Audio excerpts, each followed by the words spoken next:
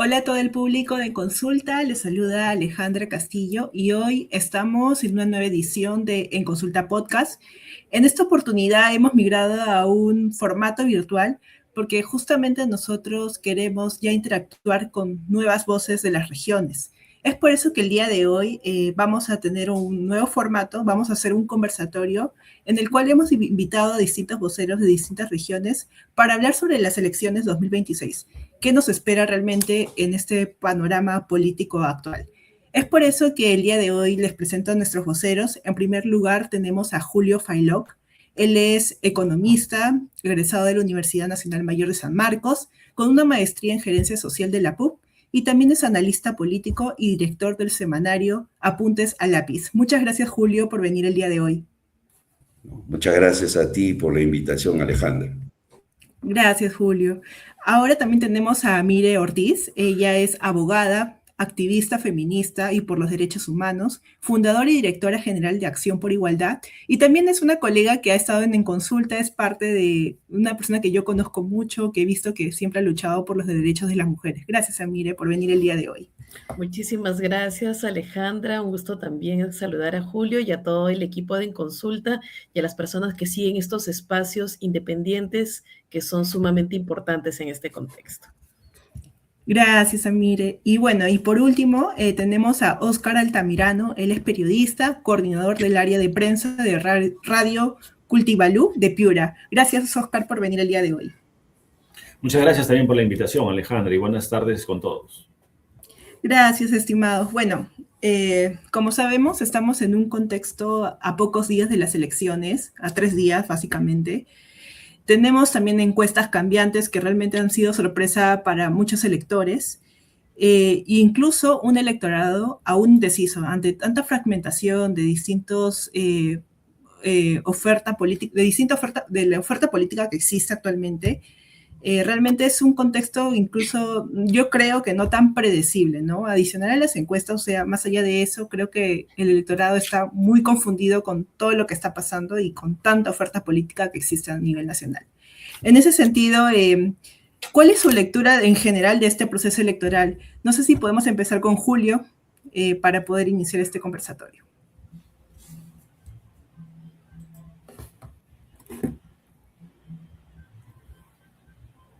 Creo que tienes que activar el audio, Julio. Sí. Si no, mientras lo vas arreglando, empezamos con Amire, si les parece bien. Mientras Julio va desactivando su audio. Ya lo desactivó, creo. Si no... Sí. Ya. Adelante, Julio. Bueno, en principio quería agradecerte, Alejandra, porque este espacio para nosotros a estas alturas resulta siendo sumamente importante, ¿no? Y como te comentaba, yo recorro mucho el sur del Perú por razones laborales y también de vivencia, ¿no? Yo vivo en Tacna con mi esposa, mis hijas están en Arequipa, las visito frecuentemente, yo trabajo en Moquegua y hago consultorías en Puno, en Cusco y en Arequipa, ¿no? De manera que tengo más o menos una mirada de lo que está sucediendo por lo menos en el sur. Yo creo que al inicio del proceso había y hay una intencionalidad de dirigir la votación a través de las encuestas, ¿no? Y lo digo dirigirlo porque además de eso soy un estudioso de las encuestas, soy bastante cuidadoso, he analizado todas y cada una de las encuestas y de hecho me resulta sumamente sospechoso la manera como se están manejando las cifras y cómo van cambiando durante todo este proceso las preferencias electorales, ¿no?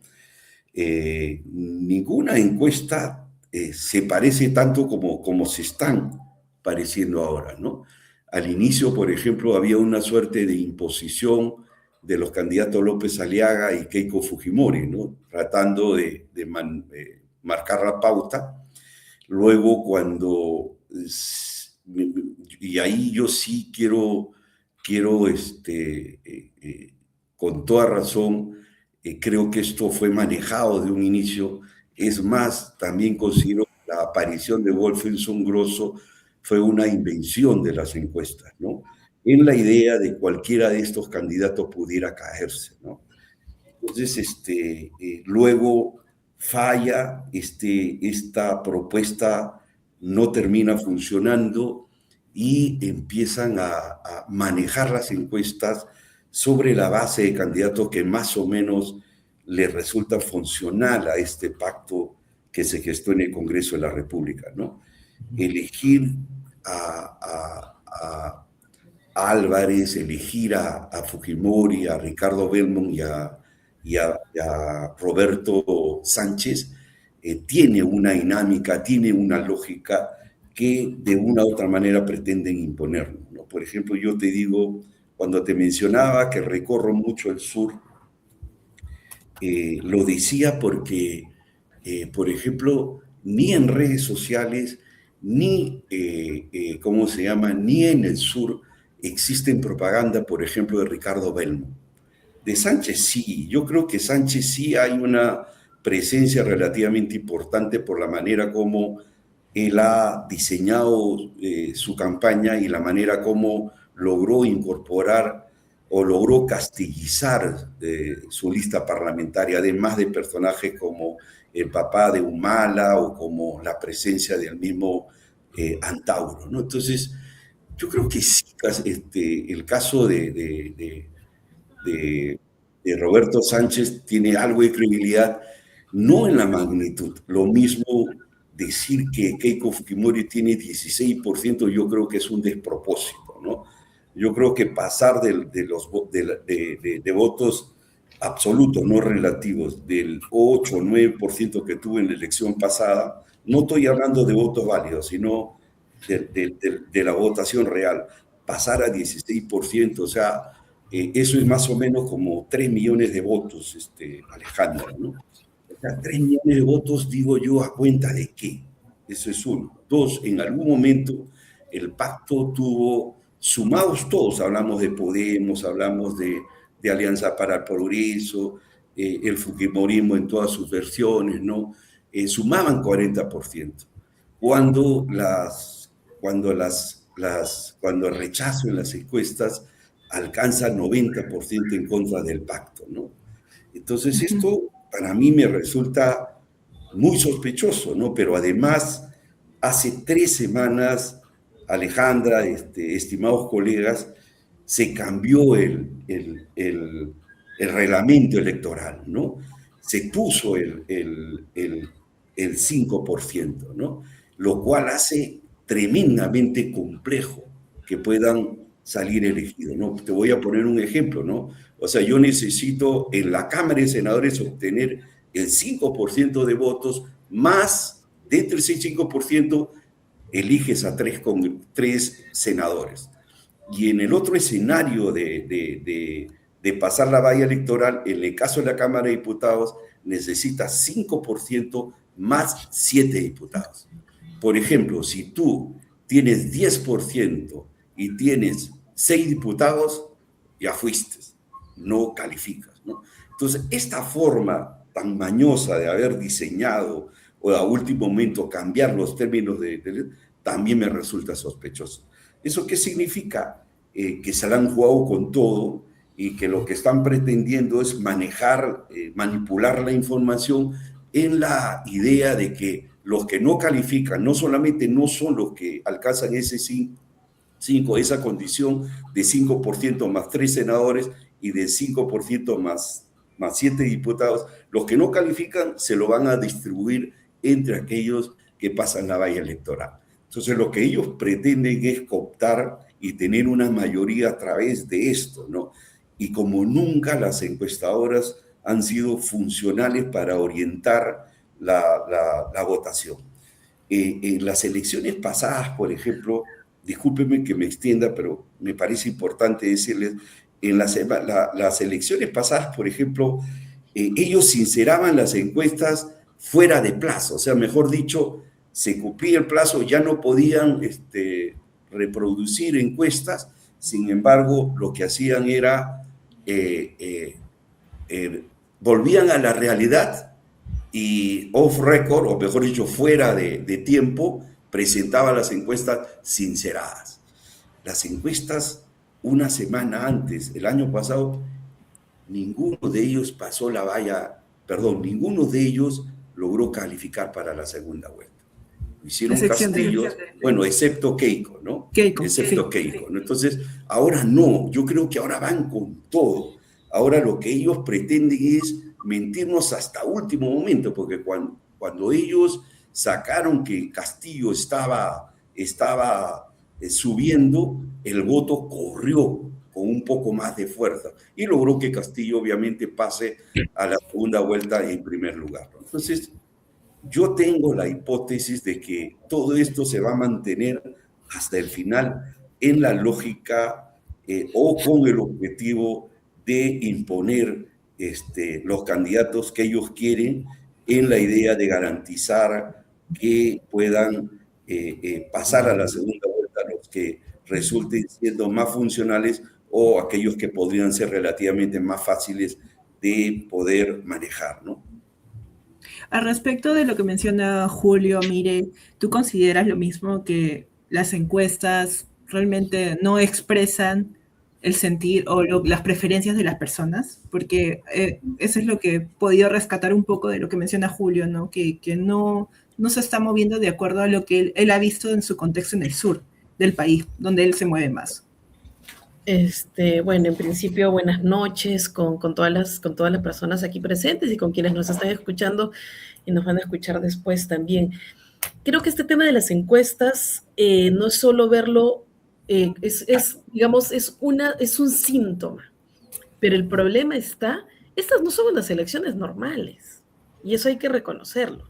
No es que sea un proceso normal, regular, una contienda electoral que se da después de la transición y el término de una contienda electoral anterior, en donde hubo una decisión colectiva, popular, y en donde el presidente que se eligió en aquel entonces permanece actualmente en el poder. O sea, estamos hablando de un contexto político saboteado, de un contexto político en donde hemos tenido cuántos presidentes, algo que no es normal, en un contexto político en donde se ha modificado la Constitución y en donde se ha llevado a cabo reformas electorales para crear la arquitectura para la perpetuidad del poder de todo un organismo que ha generado que incluso en la práctica ya no seamos tanto un sistema presidencialista, sino más bien un sistema en donde el Congreso tiene un mayor posicionamiento del ejercicio del poder político. Entonces,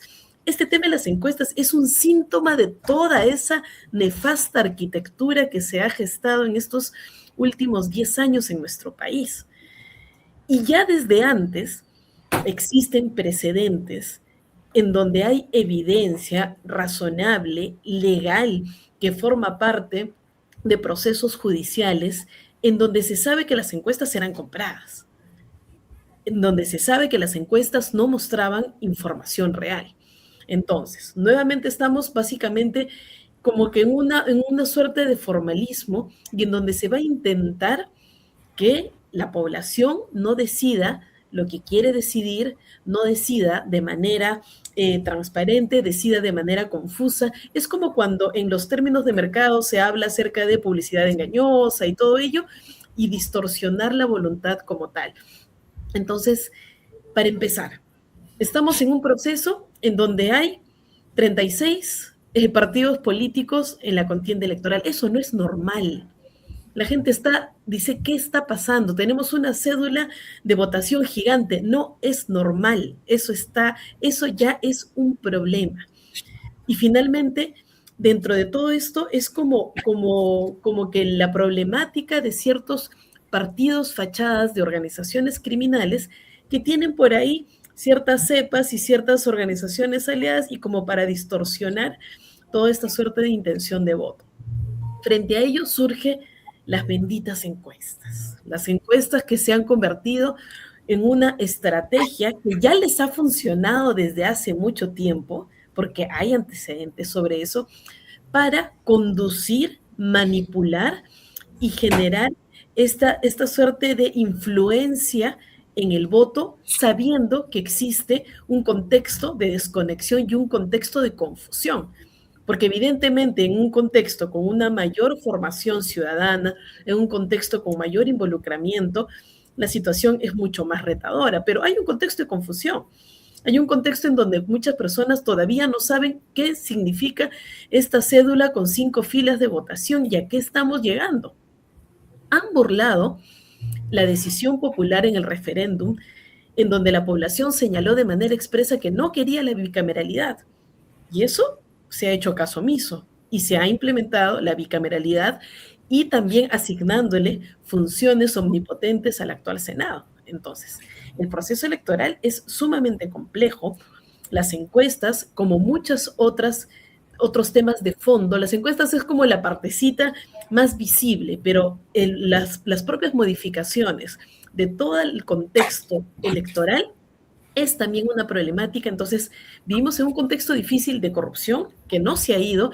Las elecciones no es que van a cambiar y transformar mucho todo este proceso crítico que estamos pasando y una crisis que parece perpetuarse, pero además estamos también ante una problemática de falta de representatividad. La gente, yo no sé si muchas personas están emocionadas con este proceso electoral, algunas ven cierta luz, pero lo que también es cierto es que la gente ya no cree en estos temas de las encuestas, ya no tiene legitimidad, ya las personas no confían en esto porque en las últimas elecciones pasadas, esto que ya se venía sabiendo acerca de la manipulación de las encuestas para influenciar en el voto, fue totalmente evidenciado porque los resultados reales fueron algo totalmente distinto, diferente al contexto actual. Entonces, bajo esa premisa y digamos, ese hecho que ha marcado una suerte de crítica y reflexión a lo que está pasando ahora, es también que ahora existe una falta de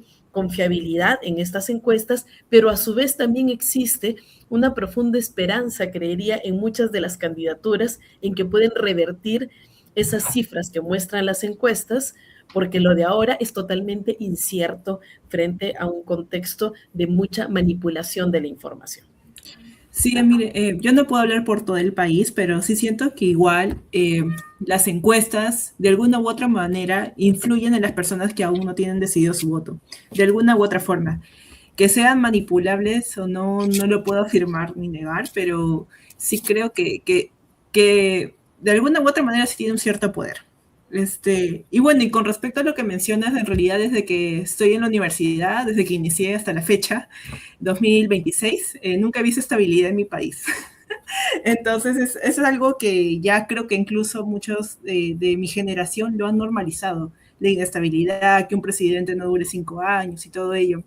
En ese sentido, me gustaría escuchar la mirada de Carlos. Carlos viene de Piura y quizás nos pueda decir si realmente las encuestas tienen ese poder o no, ¿no? De incidir o no en tu voto. ¿Qué tal?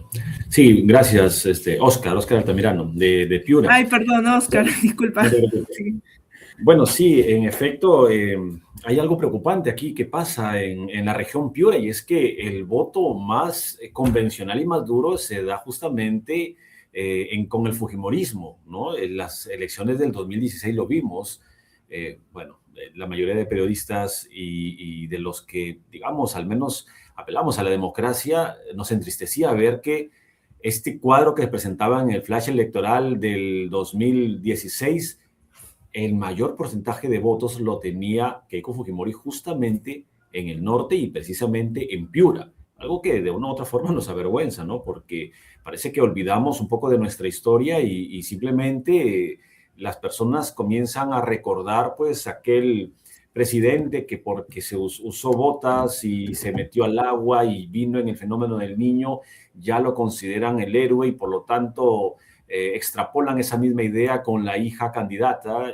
Entonces la población obviamente tiene un poco confundida la idea de lo que representaría un líder político, ¿no? A eso hay que sumarle obviamente también el tipo de política que ellos ejercen aquí en la región Piura, ¿no? El llegar, entregar dádivas, entregar regalos, hacer parecer que están primero en las encuestas. Hace unos días, al menos hasta una última encuesta del 31 de marzo, se presentaba una encuesta con una preferencia bastante loca, por decirlo así, ¿no? Un absurdo de nuevamente ver algunos partidos entre los primeros, lo que nuevamente nos hace preguntar, ¿realmente estamos viendo encuestas que valen la pena o no? Ahí hay que agregar, o yo al menos quiero agregar, que esta y otra encuestadora más ya han sido incluso descubiertas públicamente, donde tenían tratos bajo de la mesa con algunos de los candidatos en la última campaña regional. Entonces, desde ahí también nos damos cuenta de que aquí lo que más pesa es el interés, no precisamente la intención de dar un panorama electoral transparente. Pero bueno, hay otra cosa que también preocupa, no solamente que Piura pues sea o haya votado en el 2016 mayoritariamente fujimorista, ¿no? Esperemos que para estas elecciones cambie la cosa.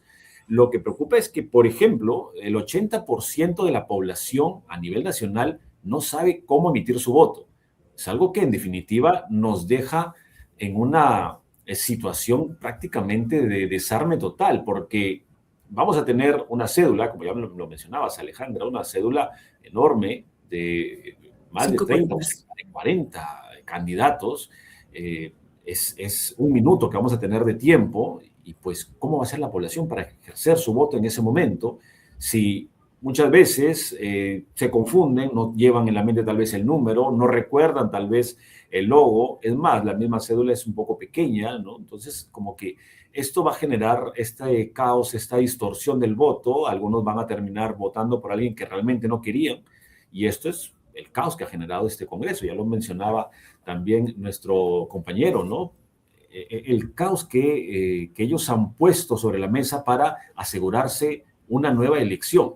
Esto es simplemente la forma de no soltar el poder. Hoy día escuchaba un video de Pedro Salinas refiriéndose a este comunicado que ha lanzado Fuerza Popular, señalando de que son prácticamente perseguidos políticos, ¿no? Que están en contra de la democracia porque se ha sentenciado por difamación a Rospigliosi. Y bueno, Pedro Salinas decía, estos son autócratas, refiriéndose al fujimorismo, son autócratas con fachada, con una máscara de demócratas, ¿no? Y eso es lo que vemos, prácticamente el fujimorismo, Renovación Popular, Perú Libre, Somos Perú, todos ellos, Alianza para el Progreso también, han sido los encargados de armar todo este camino para únicamente quedar ellos nuevamente en el poder. Y el Senado, como lo mencionaban, el Senado va a ser uno de los elementos de las cámaras más importantes por el número de votos, porque son menos eligiendo situaciones más complejas, más importantes. Ahí está la Defensoría del Pueblo, Tribunal Constitucional, ¿no? La Junta Nacional de Justicia. Todos ellos son elementos que van a jugar no en contra, digamos, de la corrupción, sino más bien en contra de la democracia, porque allí en el Senado es donde se va a ver todo. Allí es donde van a llegar los, digamos, políticos que ya quieren repetir el plato, o que ya han repetido el plato y que lo quieren nuevamente hacer. Aquí nada más una encuesta en Piura, se están perfilando algunos partidos que no han hecho nada hasta el momento y que nuevamente se van a posicionar posiblemente en esa Cámara, ¿no? ¿Y cómo nos deja eso? Bueno, en definitiva, como que un desazón, un desinterés, pero también un hartazgo, ¿no? Del tipo de clase política que tenemos. Es una situación en realidad bastante compleja, porque más va a primar el caos, pero se van a beneficiar los mismos de siempre, los que forman parte de este pacto. Sí, justamente hablando de eso, la nueva configuración del Congreso es donde el Senado tiene más poder y, bueno, si nos guiamos así ciegamente de las encuestas, los partidos que del considerado pacto mafioso, que se les llama actualmente a ese grupo de partidos, van a continuar el fujimorismo, probablemente Renovación Popular, en esos escaños del Senado, ¿no? Que es uno de los poderes más importantes. ¿Cómo ven los resultados electorales? O sea, ¿ustedes creen que los resultados electorales, considerando todo lo que hemos conversado y el caos el caos político que existe actualmente, vaya a cambiar con el nuevo presidente y el nuevo Congreso o no? ¿Cómo lo ven ustedes en el panorama futuro? Sí. En principio quería, ¿cómo se llama?, completar alguna idea que se me había pasado, claro, y que obviamente me lleva más a la sospecha, ¿no? Ustedes saben que el sur ha sido determinante en todos los procesos electorales. Y el sur tiene una particularidad, colega, ¿no? En principio, el sur es el que vota más homogéneamente, concentra su votación en uno o dos candidatos. Eso de por sí hace determinante porque ante la atomización de la votación en todas las regiones, frente a una región que vota homogéneamente, termina generando el contrapeso y dándole la victoria al nuevo presidente, ¿no? Y curiosamente acá nos inflaron al inicio a Nieto. Te lo digo con toda sinceridad, porque eso te lo digo porque yo también hago encuestas, ¿no? Entonces estaba inflado Nieto, Sánchez tenía una presencia importante, lo ponían ahí a varios candidatos que de veras ni chis ni mus, pero en realidad la intencionalidad era dividir el voto en el sur, y yo creo que eso va a persistir, dividir la votación en el sur para que el peso de Lima sea determinante. Esa es al final la estrategia, ¿no?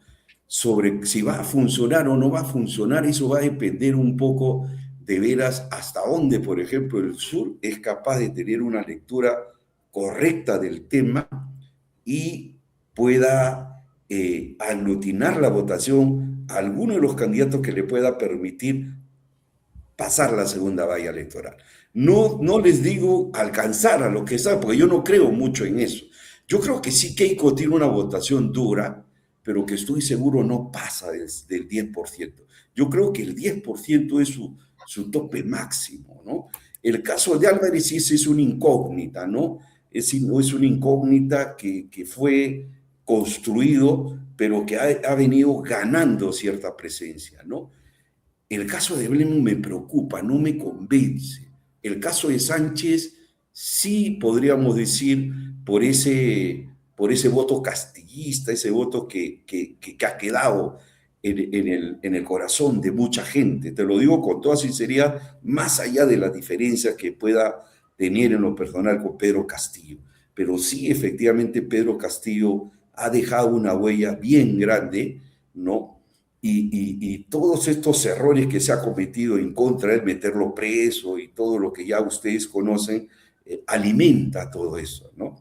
Yo tengo la esperanza de que se vuelque la votación hacia candidatos que sean relativamente razonables, por ejemplo.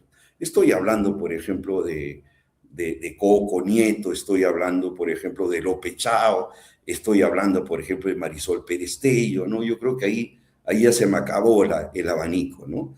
Entonces, yo creo que hay que depender mucho eso, ¿no? De la madurez.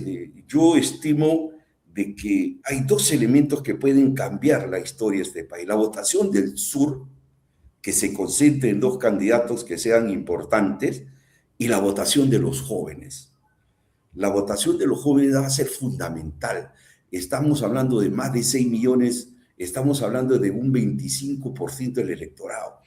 Y de veras yo tengo la esperanza, no digo la fe porque no soy religioso, pero tengo la esperanza de que pueda darse ese escenario que pudiera llevarnos hacia eso. Sin embargo, si es que dividen el voto del sur, lamentablemente vamos a tener un escenario de veras terrible, feroz. Un escenario con Álvarez y Keiko Fujimori disputándose la presidencia de la República. Y eso es lo peor, creo yo, que debemos esperar de todo eso. Confío que no sea así, pero que hay toda la intencionalidad de intentar influir, orientar. Creo que con Álvarez lo pueden lograr. Con Keiko Fujimori lo dudo, pero vamos a ver si es que hay la fuerza suficiente de un candidato progresista, de un candidato defensor de derechos humanos, de un candidato responsable. Yo creo que vamos a poder tener buenas noticias. Como te digo, no es que quiera mucho al sur ni porque viva en el sur, sino porque con toda la información que tengo les puedo asegurar que el sur y los jóvenes pueden cambiar este escenario tan lúgubre que nosotros tenemos para el país si es que triunfa esa imposición que nos pretende poner las encuestas, ¿no? El último titular del semanario Pute Salapi fue los elegidos por la mafia, y en realidad es lo que yo creo. Sánchez, Belbon, la señora Fujimori y el señor Álvarez son los elegidos. ¿Cuál es tu reacción respecto a Mire u Oscar? A ver, creo que también es importante dar cuenta de cómo es que surgen las candidaturas y cuál es la estructura orgánica de estas candidaturas, que creo que eso también es algo que a veces por la emoción no lo vemos, y es una de las situaciones de debilidad. O sea, por ejemplo, ¿qué es lo que ha pasado también en Junín en muchos casos? No es que haya necesariamente una suerte de vinculación o que haya un vínculo directo con el líder nacional de determinado partido, sino que en muchos casos, y como bien saben, con los cambios electorales, se impidió la participación, por ejemplo, incluso para elecciones locales, regionales y municipales, de movimientos y partidos políticos locales, regionales. Entonces se han tenido que adherir en algún momento a ciertos partidos. Ese también ha sido un bastión para algunos, en donde hay figuras que de repente ni siquiera son coincidentes, pero es como que no les queda de otra y hay que buscar qué casa me acepta dentro de esto. El ex aliado de Perú Libre, por ejemplo, en Junín, ahora está con Podemos. Tienes a alguien que de repente está, que estuvo con Solidaridad Nacional, que estuvo con cualquier otro partido, ahora está con Renovación Popular. Entonces, y un poco la figura de legitimidad de las candidaturas de congresales que están ahora van de la mano con los líderes regionales, porque no necesariamente existe un vínculo con el líder del partido. Que no, en el caso, o sea, Acuña tiene un bastión fuerte, por ejemplo, lo que es en el norte. El partido es como una casa y es a donde nos metemos para poder tener este tema. Entonces, pero que también es peligroso porque hay una suerte de falta de estructura orgánica y eso también demuestra la debilidad como país que tenemos para hacer partido, porque esto es muy difícil. Fuerza Popular, con todo y la mafia que es, de hecho, pero hay una organicidad criminal.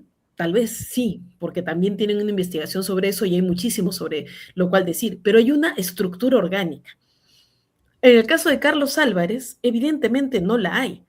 De hecho, cuando lo entrevistaban hace poco, porque cobertura por montón se le ha dado, y le hacían algunos cuestionamientos sobre su vicepresidente, él decía, no, yo misma le he puesto, yo me he encargado, como una conversación muy natural. Y ahí te das cuenta que es como mi negocio, yo pongo a las personas, porque no se ve en estos casos el partido político como una construcción colectiva, como un acto conjunto de trabajo de tejido social que quieren hacer política. Es simplemente como para cumplir con el checklist que me pidió el Jurado Nacional para inscribir y participar en este proceso, y eso pasa mucho, como también está pasando con Nieto y López Chao, como pasó también con PPK, como pasó en su momento con Julio Guzmán con el Partido Morado, y que ahí sí me parece, hay que reconocer que de pronto el Partido Morado dejó de ser eso como que una figura alrededor de una persona y ha tratado de construir partidos más orgánico. Que han querido hacer esto orgánico, mantenerlo, sostenerlo en el tiempo, y por eso dentro, al menos por ejemplo, en temas de mujeres, solo son 3 partidos, que es la Alianza Venceremos, Juntos por el Perú y el Partido Morado, que tienen un trabajo desarrollado por eso, que ha sido por las propias bases, por poner un ejemplo. Entonces, no es casual, eso no es casual, porque hay un trabajo en cierta forma orgánica. ¿Qué ha pasado con el tema de López Chao? López Chao en sí mismo es un personaje simpático, es un personaje que de repente tuvo una postura política en un momento importantísimo, como cuando fue, digamos, toda esta situación de protestas con la población viajando hacia Lima para ser escuchadas, y les abrió las puertas y fue un acto contundente frente a una situación de masacre y de profunda represión y violencia. Pero vamos al hecho en que la construcción de su partido, veamos cuál es el símbolo, es un casco. Entonces, ¿qué es lo que pasa? ¿Por qué? Porque evoca el tema ingeniería, entonces son candidaturas que se forjan alrededor de una persona, pero no son construcciones colectivas. Y eso es peligroso. ¿Qué pasó con PPK?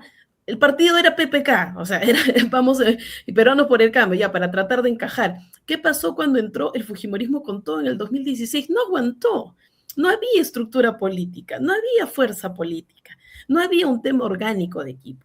Más allá de que hayan sido los 70 escaños que tenía el fujimorismo en aquel entonces, faltó maña, juego político en ese momento. Y esto también a mí personalmente me preocupa la figura con Coco Nieto. Jorge Nieto, que ha estado vinculado con Nicolás Boluarte, tenía una candidata que había participado del gobierno de Boluarte y que, ya no, la sacamos, no pasa nada. No es eso. Hay personas de manera individual sumamente valiosas. Él mismo también es una persona que genera una cierta expectativa, pero eso no basta.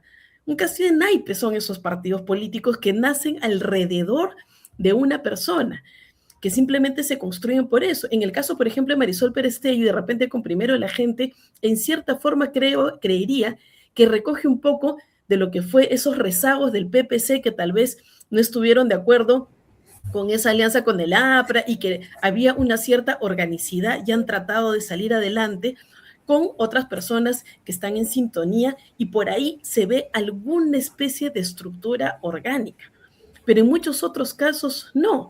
Y eso preocupa. Entonces, y es más, el APRA probablemente siempre dicen, no, el APRA nunca muere, pero en verdad discrepo muchísimo con lo que el APRA significa en nuestro país y sobre todo con los gobiernos de Alan García. Pero hay que reconocer que hay un tema de estructura orgánica. El que haya juventudes es algo que nos tiene que llamar la atención. Están haciendo escuelas políticas, están formando gente, están haciendo eso que es hacer partido político, porque hacer partido político en el Perú no es fácil. Entonces, yo sí creo que es importante también que visualicemos y que veamos que al momento de la selección de los procesos no solo apostemos por lo chévere, por lo bacán, por la tendencia, porque ahora hay mucho de eso dentro de lo que, oye, sí, me parece bacán, hay discursos muy bacanes, muy bonitos y que no guardan relación con el plan de gobierno que presentaron al Jurado Nacional de Elecciones. Hay planes de gobierno que no tienen una relación estrecha con aquello que van diciendo los candidatos. Entonces, hay candidatos de ambos frentes, tanto como cuestionables, como Carlos Álvarez, candidatos cuestionables, o candidatos, mejor dicho, que tienen una cierta aceptación y respeto por la titularidad de la persona, pero que son enclenques en la construcción de ese partido político, como el caso de López Chavo Nieto. Entonces, hay que visualizar, creería también todo ese aspecto, porque lo que necesitamos, no necesitamos que haya de pronto un transfugismo dentro del Senado, una situación de debilitamiento con las posturas y con las personas que están yendo dentro de estos planes, que se ha armado como un club de patas, a última hora, en el momento, de hace un año, como para tratar de hablar el tema de las elecciones, y la construcción de partido es algo que va muchísimo más. La gente tiene miedo a la palabra ideología, por ejemplo.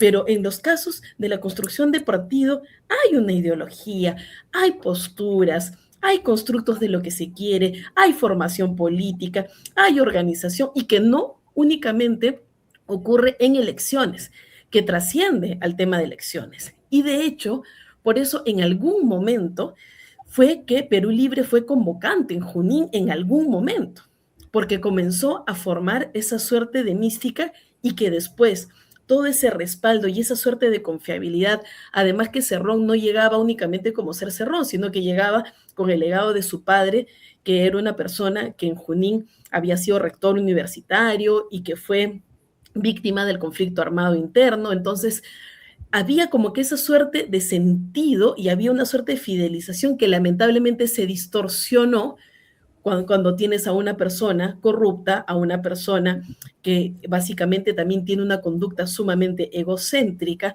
una conducta en donde quiere que el poder se sirva para sí mismo, y ya teniendo la oportunidad de ejercer el poder en el gobierno regional y ahora en cierta forma en el gobierno nacional y no lo ha sabido aprovechar, es evidentemente el repudio que tiene digamos, Junín a lo que significa Perú Libre, y que también a veces impacta, y por eso es que en el caso de Junín, a diferencia de regiones como Ayacucho, Huancavelica, Purímac, Cusco, Puno, no se ve esa tendencia de votos de diferencia tan marcada hacia otras apuestas, porque Perú Libre también ha afectado muchísimo lo que es este constructo de propuestas que tienen una visión más cercanas con la población por estos desastres también a nivel de gobiernos, ¿no? Sí, mire, justamente, ¿se me escucha bien? Ok. Sí. Justamente creo que, o sea, lo que tú mencionas es una agenda pendiente como país, ¿no? La construcción de partidos desde las bases. Creo que en este proceso electoral no se va a solucionar, yo creo que eso es algo más estructural, pero muy interesante la forma en cómo tú describes es el constructo político que se da en Junín. Me parece una dinámica muy interesante, a diferencia de Lima, que creo que es una situación más fragmentada y segmentada, ¿no? De acuerdo a tu condición eh, de qué acceso a la información tienes, uno decide su voto, pero no es como que toda la familia vota por un solo candidato. O sea, eso no existe. Es como, hay una fragmentación total en cómo vas a votar, ¿no? Pero creo que lo que has mencionado todavía es como algo a largo plazo. Siento que eso no se va a solucionar en estas elecciones. No creo que ningún partido tenga esa solidez, ¿no? A excepción, incluso coincido, del Fujimorismo, que como ya tiene varios años haciendo, creo que partido internamente, se ha podido consolidar, incluso van a ser, si es que están, o sea, mañana son las elecciones, van a ser parte muy importante del Senado, o sea, van a seguir teniendo poder en los próximos 5 años. Pero a mí me parece también interesante lo que menciona Julio, y ahí me gustaría escuchar la opinión de Oscar. ¿Qué tan relevante es el voto de los jóvenes y el voto del sur para ti? Mira, A tu mirada. yo me pregunto todavía cuántos años deben pasar como para que, por ejemplo, la población deje de votar mayoritariamente por un partido que sabe que le hace daño, ¿no? Hablamos del Fujimorismo, que es más o menos el tipo de, digamos, su nicho, su atención siempre está en estas personas mayores que vieron o que vivieron el fenómeno del niño del 98. Entonces, ¿por qué la población todavía está ligada a ese sentir y no a lo que ve para el futuro? Porque vemos también en redes sociales, por ejemplo, ahora se nota el fastidio de los jóvenes. Pero cuando vamos a las encuestas o vamos ya al momento de la votación, que lo hemos vivido en las últimas elecciones, vemos nuevamente el fujimorismo arriba. Entonces, aquí también las encuestas obviamente tienen un trabajo bastante de cirujano, pero justamente como que para inclinar un poco la balanza, no precisamente para darnos un panorama real, ¿no? Hemos visto que en la última, por ejemplo, no aparecía Pedro Castillo y de la nada aparece en la segunda, o bueno, gana y pasa la segunda vuelta, cuando en las encuestas no aparecía por ningún lado. Entonces, ahora, imagino, deberían estar preocupados, ¿no? Porque una más que no le atinen o que acomoden los números y acomoden las imágenes de estos líderes políticos, definitivamente ya no va a haber credibilidad. Ahora, claro que no la hay mucha, pero definitivamente se van a ir a pique estas encuestadoras. Entonces, aquí la votación, yo me pregunto, al menos en la línea de Cutivalú y en general los periodistas que, digamos, apelamos a la democracia, nos preguntamos por qué el fujimorismo tiene este tipo de ganancia en votos en cada una de estas elecciones si en realidad en la práctica no los quiere. Cada vez que nosotros generamos o hacemos un Vox Pop, por ejemplo, nos vamos al centro de Piura, la gente no quiere el fujimorismo, pero ahí está la votación, ¿no? Es como que hay una diferencia un poco abismal entre lo que pasa en la realidad con lo que realmente nos muestran estas cédulas de votación. Ya ni siquiera hablemos de las encuestas, ¿no? Sino de la cédula de votación con lo que la gente de a pie quiere. No quiere el fujimorismo, no quiere, por ejemplo, ahora Rafael López Aliaga, no quiere Alianza para el Progreso. Hoy día estaba cerrando Alianza para el Progreso con César Acuña, aquí su campaña, y en una imagen o un barrido de la imagen del propio partido, la mayoría son niños, o bueno, jóvenes, no niños, son jóvenes, son universitarios, que imagino son obligados, tentados, ¿no? Engañados para estar en ese meeting de cierre de campaña, ¿no? Esa es la situación y cómo están llevando el tipo de política aquí en nuestro país. Bueno, y mencionaban hace un rato, por ejemplo, cómo es que, digamos, el tipo de política más organizativa, ¿no? Más estructurada. Recordemos que justamente la intención de estos partidos del pacto fue eliminar las PASO, ¿no? Este tipo de elección que les permitía un mayor desorden para que el voto sea más fragmentado, más distorsionado, y claro, para que ellos los mantengan todavía en el poder. Tenemos cerca o más incluso del 30% de votantes indecisos, ¿no? O sea, que están eligiéndose entre el blanco o el nulo, y esos son los que, claro, van a inclinar la balanza, pero nos llama a la reflexión también que esa indecisión termine por simplemente mantenerse en ese concepto del blanco o el nulo. Ya sabemos qué va a pasar con esos votos. Nos va a generar, o se va a generar, que los que vayan subiendo de poquitos, pero que no los queremos, terminen inflándose en el porcentaje y, claro, vamos a tenerlos nuevamente en el poder. Ya lo han explicado varios especialistas. Aquí en la misma radio traemos a los especialistas para que nos expliquen qué pasa con ese tipo de votación. ¿Por qué? Si la gente no quiere pues al candidato X, ¿por qué termina siendo ese candidato el que está primero? Ahí está la razón, ¿no? En esta indecisión que tiene la población. Y claro, si siguen sin informarse, siguen sin tomar conciencia, siguen sin ser reflexivos en la emisión del voto, no vamos a cambiar mucho tiempo, al menos, este tipo de política que tenemos, ¿no? La clase de política que la vemos ya manchada, la vemos llena de corrupción, con interés propio, simplemente lo vamos a mantener por un par de décadas más. Tal vez veamos una quinta candidatura de Keiko Fujimori y nos sorprenda todavía, y nos sorprende, pero seguimos votando por ella, algo que a veces es ya hasta un chiste, ¿no? Me preguntaba también en la mañana, veía redes sociales, y cómo es que Ricardo Belmont, de ser prácticamente, de estar en el rubro otros, apareció en las redes sociales. Las encuestas. Claro, prácticamente peleándose el tercero y segundo lugar, ¿no? Algo que ya, si preocupaba... Creo que por el TikTok.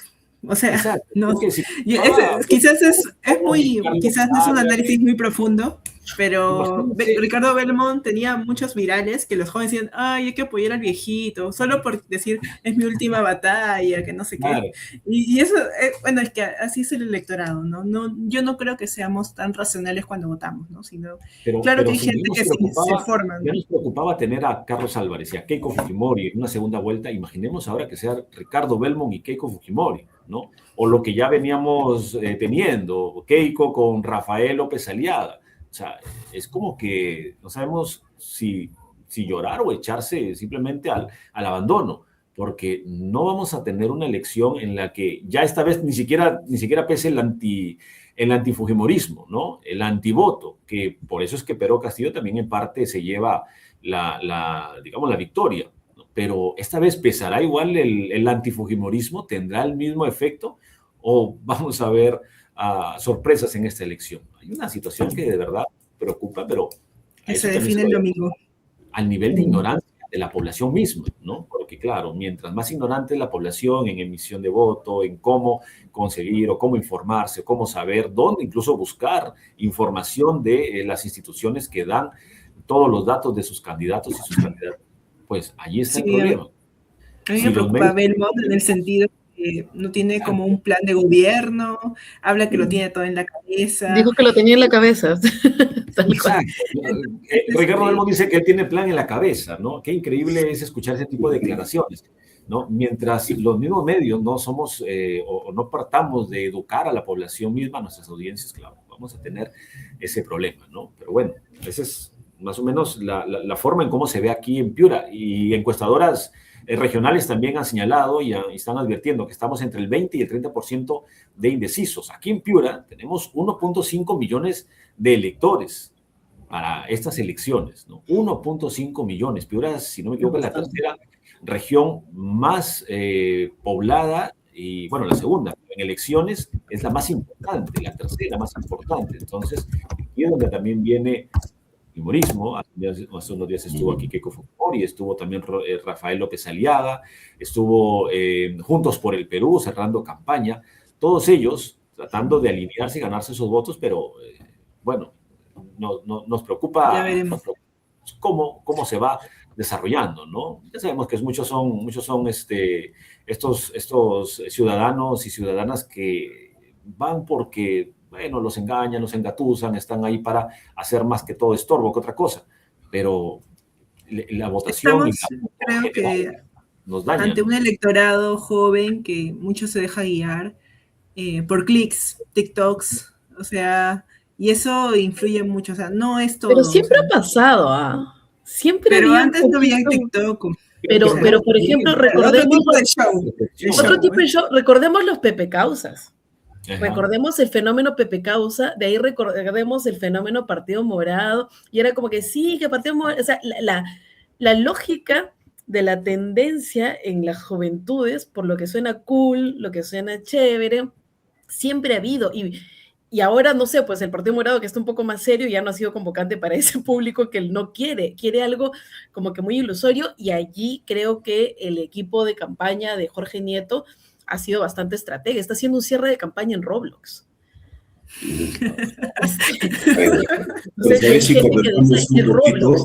Y hay una mirada respecto a que es una realidad paralela donde las juventudes están, y hay una población que, como bien mencionaba Julio, de juventudes que se habla mucho, creo, de esta población del sur, y hay como una pugna, ¿no? Todos peleándose por la población del sur. Ahí lo ves a Roberto Sánchez poniéndose el sombrero, como que ya no se convierta como un símbolo de identidad de vestimenta, sino como que de repente siente que como Sansón el pelo largo le da poder, el sombrero le va a dar el poder de Castillo, no lo sé, pero hay como que este tema como que el voto de la venganza es un poco ahí, y el sur y todo eso, pero también hay todo este tema de pugnar por el voto de los jóvenes. Las juventudes, hay gente que recién va a votar por primera vez, chicos y chicas que están en las redes sociales y que salió el perrito con el solcito de Nieto, y Nieto, mi neto, y te arman lo que te dicen los chicos el facto, y comienza, Nieto dice lo mismo que de repente han dicho otros candidatos, pero le hicieron bien el meme y ya quedó. Entonces yo siento como que a Nieto es el nuevo Partido Morado, el nuevo Pepe Causa, es esa nueva tendencia de pronto del voto chévere. En algún momento en las elecciones pasadas más o menos pasaba con Hernando de Soto, sí, el intelectual, el chévere, el sabe, nadie se quería reconocer de que el tipo había sido sancionado por plagiar el libro por el cual se hizo conocido, y que eran 3 autores y la parte que él escribió era menos del 3%, ¿no? Pero vamos al hecho de que era como que el voto bacán. Y eso también hay que tener, es una lectura nuevamente, ¿no?, de cómo es que se está construyendo este discurso político. ¿Por qué? Porque, y también escuchaba a una psicóloga que habla de estos temas de política, y que me gustó esta idea respecto a que de repente en estos espacios de reflexión te genera sentimientos que tú no quieres sentir. Que estás en situación de pobreza, que no tienes trabajo, que te están matando, que te están robando, que no tienes casa propia, que no tienes servicios, y eso mientras que este pacto mafioso te dice, tú puedes, tú eres chévere, vamos a hacerlo, está en ti, confía en ti, y te habla de una política medio al estilo coach, y que te hace como que no ver la realidad, y que resulta emocionalmente cómodo también. Y que también es importante tener en cuenta eso. Y solo para cerrar un poquitito esa idea que por ahí se mencionó sobre el tema de Acuña y los jóvenes, yo creo que también merece una profunda... Hay este tema evidentemente de influencers, un objeto de estudio, con la plata como cancha, pero sí hay personas, y creo que también es importante entender que no todas las juventudes han tenido el privilegio de acceder a una universidad, de repente de una universidad, no están dentro de la argolla universitaria, porque es difícil estudiar en una universidad pública cuya competitividad es compleja y vienes de una educación escolar precarizada. Una universidad privada es muy compleja y es muy difícil alcanzar si quieres una universidad de calidad, en donde es carísima y es imposible poder acceder, y de pronto Acuña les dio la posibilidad de cumplir sus sueños. Y eso yo he escuchado en varias personas que han pisado esa casa de estudios y que les transformó la vida. Entonces no deslegitimemos que hay por ahí un sector de juventudes y de personas que sí, tal vez sienten de que ese proyecto educativo del que todos se burlan y del que todos se ríen y que todos menosprecian, fue la única salida viable que tuvieron para cumplir el sueño de ser profesionales. ¿Por qué? Por la precariedad también que existe en la educación pública del Perú, que el mismo Acuña se encarga de sabotear porque es su negocio. Pero vamos al hecho de cuál es lo que impacta en la vida personal de estas personas. Pero claro que es una visión en realidad también desde los niños jóvenes errada, ¿no? Porque si lo vemos, ese es la peor o el peor tipo de educación que tenemos, al menos aquí en la región Piura. Y ya no es ni siquiera un nivel de burla. Decían, no recuerdo hablaban de una, no recuerdo el video, pero hablaban de como una comparativa, ¿no? Imagínate que te atienda un doctor que digamos, se adiestró por Zoom, ¿no? O desde su casa en clases remotas estudiando medicina. O sea, ese es el tipo de educación que hemos tenido justamente con la Universidad César Vallejo, y esos son los jóvenes que, claro, han tenido esa oportunidad, pero en nivel de calidad educativa, que es lo que la SUNEDU también mira por otro lado, prefiere no sancionar y no juzgar. La César Vallejo es la universidad que puede acumular más jóvenes, pero precisamente no es mayor calidad. Hablamos de cantidad y calidad, ¿no? A diferencia de universidades aquí en Piura, por mencionar nada más Piura, está la Universidad Nacional de Piura, está la Universidad de Piura, que es la UDEP, la universidad privada, incluso otra privada también, la UPAU, que si bien es cierto es privada, tiene un nivel de calidad que está en ascenso, ¿no? Se está desligando completamente de este sector o de esta imagen de que porque soy privada, bueno, tal vez sea muy fácil. En realidad es una de las mejores ahora, y lo mismo con otras universidades. Entonces, todavía sigue persistente la imagen de la Universidad de César Acuña con el político, ¿no? Y mientras sea esa unión, obviamente también tenemos este tipo de calidad educativa universitaria. Tenemos también la percepción de que la SUNEDU no quiere hacer nada porque desde el Congreso obviamente les conviene, ¿no? Esa es la imagen. Es cierto, no podemos deslegitimar la intención y el deseo de los jóvenes de superarse, pero creo que ahí entra también otro factor. ¿Cómo engatusas tú desde tu tema político a través de las universidades? Imaginemos o vayamos a Trujillo, ¿no? Trujillo, creo que la mitad de la ciudad es la universidad. Esa universidad está casi desplegada en toda la región, o bueno, en la ciudad. Yo he ido a Trujillo y específicamente a la Universidad César Vallejo, y es como que, bueno, ocupa buena parte de la ciudad. Y eso nos hace dar una idea un poco ambigua, ¿no? De qué pasa aquí en Trujillo, como que realmente hay aquí una sensación de que está el empresario, está César Acuña, pero la educación igual sigue siendo un poco deficiente, ¿no? Entonces, es un poco difícil tal vez de explicar, pero el efecto es ese: político, educación, calidad. ¿Y qué tenemos? No tenemos en realidad nada, no llegamos a un punto de... Alejandra, quiero hacer justicia con los jóvenes. Realmente creo que ustedes están hablando sobre cuestiones bastante marginales. Me van a disculpar, o sea, estamos hablando de porcentaje muy pequeño de fujimorismo que tiene menos de 10%, ¿no? O sea, el fujimorismo fue una propuesta de hartazgo a un momento político, a una crisis política, a una crisis de partidos. O sea, eso facilitó, y la misma miseria y la forma como se relaciona el fujimorismo con la sociedad los hace tener el porcentaje que han tenido. Y de hecho ellos manejan muy bien el tema del recuerdo de don Alberto, porque en realidad pues hasta ese momento nadie había llegado a la selva, salvo ¿no? Entonces hay muchas cosas que alimentan de que las cosas se mantengan como tal, ¿no? Si ustedes analizan el voto de jóvenes, se van a llevar más de una sorpresa, eso les aseguro, ¿no? O sea, los jóvenes pues están en otra onda, ¿no? Los porcentajes de los que estamos hablando son porcentajes muy pequeños, muy marginales, ¿no? No quiero dejar pasar el comentario de Amire para hacer justicia, ¿no? En el sentido de Coco, ¿no? A mí no me gusta Coco, porque Coco pues es una suerte de superdios, ¿no? Pero quiero hacerle justicia porque Amire, cuando habla de Coco y dice su relación con Dina Boluarte, no contextualiza el momento en el que eso sucedió. Eso sucedió en el proceso electoral donde estaba Pedro Castillo, donde mucha gente tenía esperanza, y mucha gente que le dio soporte a ese grupo. Ahí estábamos hablando de una Dina Boluarte pues, que no había ganado las elecciones, o de un Nicanor que no se sabía lo malhechor que era, y que hoy hemos descubierto, y que muchos de ellos se descubren con el poder. Óscar, Amire, Alejandra, de veras, el poder hace muchísimo daño a unas personas que no están preparadas, ¿no? Nicanor ha sido militante vanguardia, ¿no?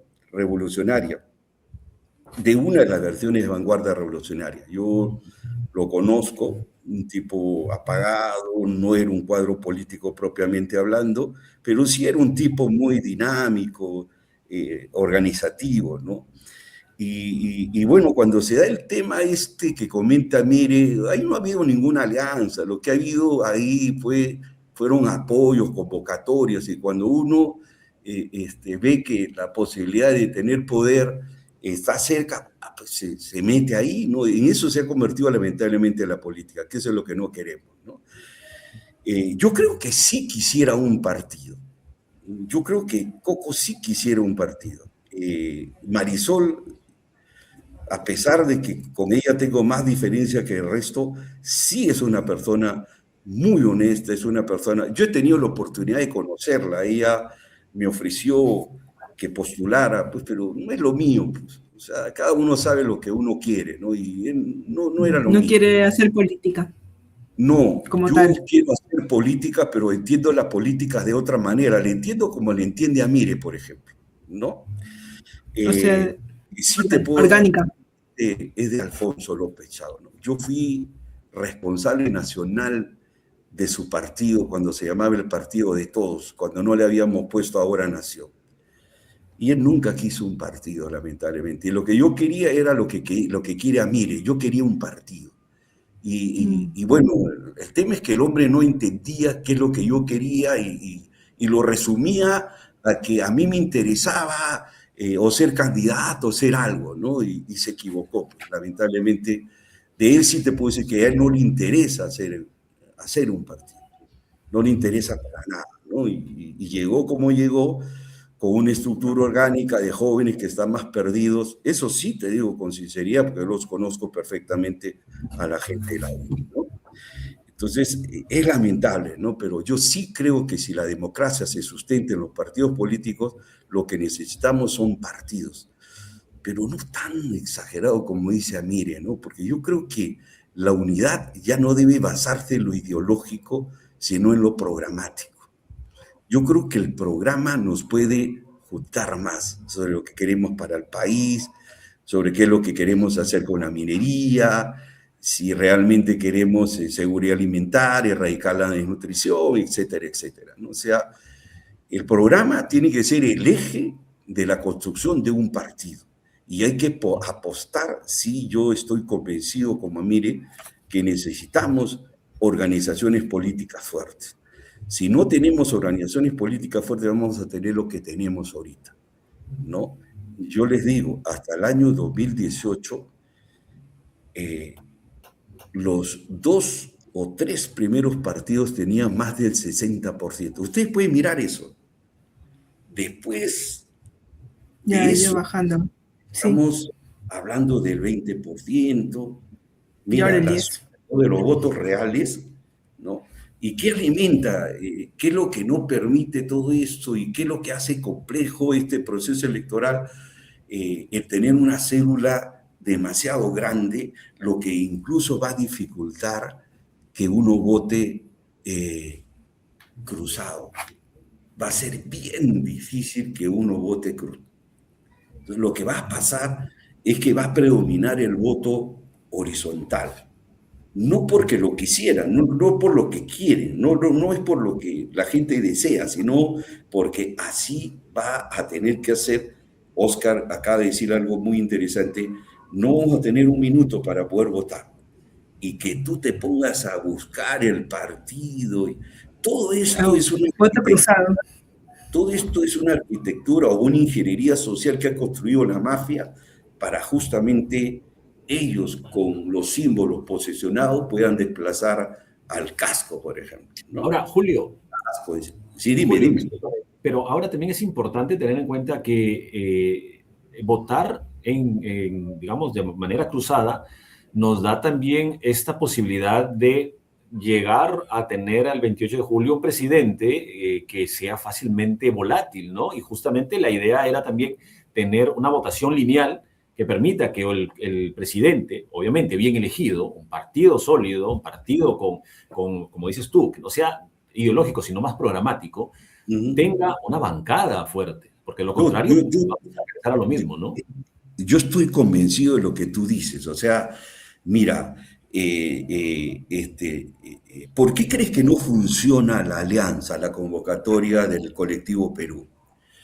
Porque nadie quiere arriesgar sus curules parlamentarias, por lo que yo te estoy diciendo, ¿no? Entonces, si tú convocas a un voto cruzado en este chongo que ahorita hay, va a ser peor todavía, vas a confundir más a la gente. O sea, con un celulón de más de medio metro, con unos símbolos chiquititos, caras chiquitas irreconocibles, va a ser bien difícil. O sea, no es tan sencillo, ¿no? Finalmente, quería comentarte, Amire, lamentablemente, el sistema electoral de cómo está diseñado es la que, o las exigencias que te dan de cómo está diseñado toda esta arquitectura social, obedece a que si tú realmente te ponen porcentajes, si tú no tienes candidatos o no construyes partidos sobre la base de imágenes, va a ser bien difícil, ¿no? Me había olvidado de Álvarez. Álvarez se alió con un grupo de centralistas que le terminaron de llamarlo País para Todos, si no me equivoco, el nombre del partido de Álvarez, ¿no? Él tiene una base social, mire, tiene base social. Ha sido mozo. Yo creo, dos cositas que me parece importante mencionar, ¿no? Uno, ¿por qué se cree que lo ideológico es excluyente a lo programático? No, O sea, no sí, porque un poco lo que se comenta, en todo caso te aclaro, para poder cerrar un poco este espacio, que me parece también porque hay que hacer este tema del diálogo, si no nos convertimos justamente en aquello que está pasando, en que se reúne el club de patas, vamos a hacer esto, cada uno con visión distinta, y después por eso los partidos, una vez que entran a los escaños del Congreso, se separan, porque no hay un tema de principios, precisamente, por ejemplo, desde lo que es la organización de mujeres, cuando surgió el Ni Una Menos, qué chévere, Ni Una Menos, todos eran Ni Una Menos, cuando se entiende y se comprende lo que está detrás de la lucha contra la violencia hacia las mujeres, contra la igualdad, y que se entiende que hay que cuestionar el sistema económico, que hay que cuestionarnos, no solo es, sí, soy mujer, empodérame, soy chévere, sino que hay que hablar acerca de la división sexual del trabajo, hay que hablar acerca de los derechos laborales, hay que hablar del sistema de cuidados, y ahí también hay que hablar de muchos otros temas, como incluso la corrupción. Y ahí es como que, uy, no, este tema es más complejo. Y sí, es complejo, y a eso se refiere cuando hablamos de no ver solo cascarones programáticos, porque por eso es que muchas cosas y las acciones de lucha para enfrentar los temas de la violencia no han tenido mayor trascendencia, porque no se quiere tocar los temas de fondo.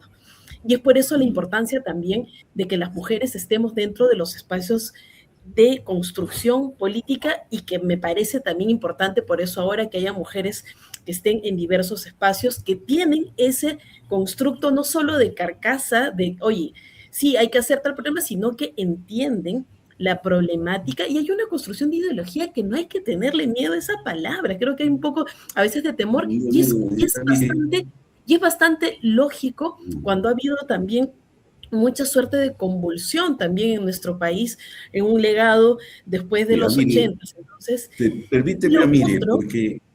O sea, pero a ver, para cerrar también esto, ¿no? Y eso, ¿y por qué? Porque eso es lo que pasa después cuando hay esta construcción de partidos, en donde lo que decía, cómo comenzó el Partido Morado y cómo está ahora. A mí me parece un tema simpático de comentarlo, que es un partido nuevo y que está construyendo sus bases de ideología, de qué es lo que quiere, qué es la visión, el cómo lo hace, y ha venido trabajando no solo en elecciones. Yo no soy parte del Partido Morado, no he votado nunca por el Partido Morado, pero me parece, digamos, desde una lectura objetiva, algo importante en esa línea. ¿Qué es lo que pasa con muchos otros? Porque estos partidos, por ejemplo, que ahorita surge el partido de López Chávez, surge el partido de Nieto, ¿van a existir después? Es lo mismo que pasa con muchos otros partidos. ¿Y qué partidos los vemos en cierta forma con solidez, por lo menos en las 3 últimas elecciones? Sí los hay. Y eso nos tiene que generar también de que hay algo, de que existen personas que están haciendo un trabajo político importante. La Alianza Venceremos también tiene ahí, por ejemplo, a grupos que pueden decir, pero son personas que hacen política hace 8.000 años de repente también y son intergeneracionales. Jorge Nieto, por ejemplo, como que tiene un poquito rochecito de su pasado de izquierda que más bien lo legitima, de que tiene trayectoria política y a veces no quiere sacar a flote algo de eso, que en lo personal, y creo que muchas personas más bien, ese es un gancho político importante que él tiene como para que pueda respaldar.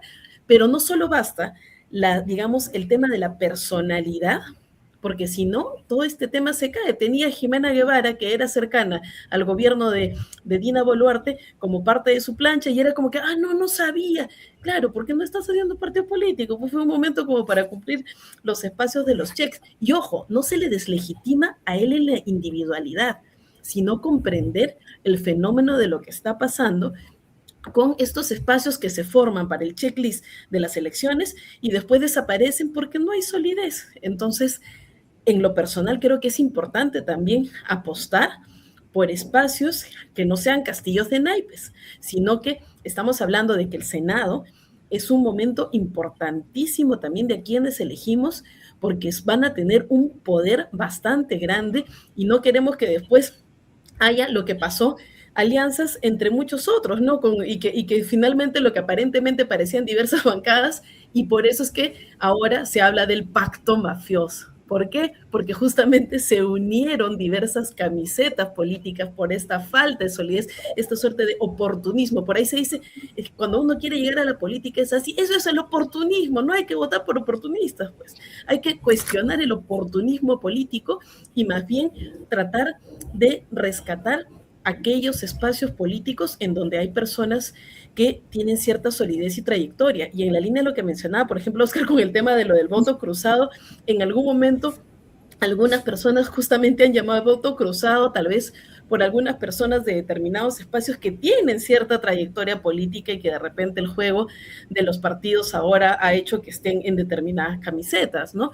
Y decían, ya, por presidente por tal sitio, pero apostemos por estas otras personas que están postulando dentro del Senado. Gracias, Amire. Sí, para ir cerrando, porque ya estamos como 1 hora 12 minutos. Julio, quizás quiere responder y ya ahí vamos cerrando. No, más que responder, creo que parte del diálogo también es escuchar. Exacto. ¿no? Y hemos estado, eso es importante. Y faltan esos espacios, en realidad. Escuchar. Creo que la mayoría del diálogo es más escuchar que hablar, ¿no? Entonces, mira, lo ideológico, Amire, ha sido la justificación para la ruptura de todos los partidos de izquierda. Yo milité desde que tenía 14 años. Y de veras, no te imaginas todas las frustraciones que he tenido en mi vida producto de eso, ¿no? Entonces, con la edad que tengo, con la experiencia que tengo, te digo, no es excluyente lo ideológico a lo programático, para nada. Pero este país está tan fregado, tan complicado, que no podemos... o tal vez posiblemente lo ideológico lo estemos entendiendo mal y lo estemos reduciendo a cosas que no tienen nada que ver con lo que yo estoy señalando ahorita, ¿no? Entonces, el tema de género es programa. No es ideología, es programa. Bueno, si tú estás de acuerdo con la ideología de género, que creo que no es así, ¿no? No existe la ideología de género. Yo lo sé, Amire, yo lo sé. No existe la ideología de género, justamente eso lo que pasa es quieren que quitar me parece de los que cuando derechos hablamos humanos. de ideología, estamos hablando de idiomas distintos, ¿no? Y cuando yo te hablo de lo programático, es las posibilidades que yo podría tener de aliarme con Nieto, o de aliarme, por ejemplo, o tener una alianza. Yo soy un hombre de izquierda, me considero de izquierda, por ejemplo. Sin embargo, creo que el programa común que podamos tener con Nieto, el programa común que podamos tener ya, bueno, López Chau y todos aquellos, yo creo que eso nos ayuda a construir una organización política, que es lo que nosotros buscamos, si queremos realmente derrotar al pacto corrupto, ¿no? Entonces, lo programático... Muchas gracias, Julio, Amire, Oscar. No sé si la base... Sí. Fue la señal.